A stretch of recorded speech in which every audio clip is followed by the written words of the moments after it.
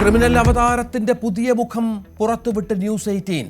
Solar കേസിലെ മുഖ്യപ്രതി ബിജു രാധാകൃഷ്ണൻ അടുത്ത തട്ടിപ്പുമായി രംഗത്ത്. സന്നദ്ധ സംഘടനകൾക്ക് CSR ഫണ്ട് വാങ്ങി നൽകാമെന്ന് വാഗ്ദാനം.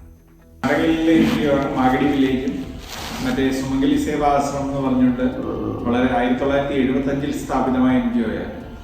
അവർക്ക് സ്കൂളും കോളേജും മെഡിക്കൽ സെന്ററും എല്ലാം ഉണ്ട്. അത് ഞങ്ങളുടെ അണ്ടറല്ല, കുറെ കാലം കൊണ്ട് ഞങ്ങളാണ് അത് ഹാൻഡിൽ ചെയ്യുന്നത്. CSR ഫണ്ട് തട്ടിപ്പ് വഴി ബിജു പണിതത് വൻ സാമ്രാജ്യം. ഇരകളെ വീഴ്ത്താൻ ബിജു ജോർജ്, ബിജു വർഗീസ്, ബിജു പൗലോസ് എന്നിങ്ങനെ പല പേരുകൾ. വാർത്തയ്ക്ക് പിന്നാലെ ഓഫീസ് പൂട്ടി മുങ്ങി സംഘം.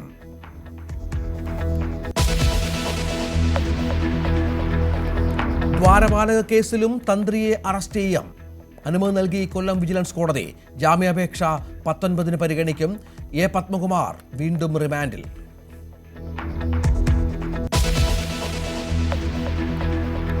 മൂന്നാം ബലാത്സംഗ കേസിൽ രാഹുൽ മങ്കൂട്ടത്തിൽ തിരിച്ചടി.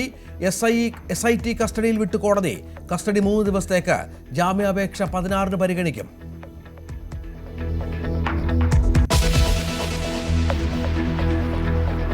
പകരവിളക്കിനൊരുങ്ങി ശബരിമല. പമ്പാ സദ്യയും പമ്പാ വിളക്കും ഇന്ന്. സന്നിധാനത്ത് വൻ ഭക്തജന തിരക്ക്. നിയന്ത്രണങ്ങൾ കടുപ്പിച്ച് അധികൃതർ.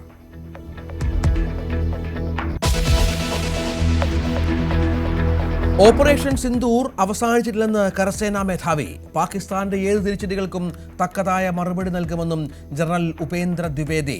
ഭീകരർക്കെതിരായ പോരാട്ടം തുടരും.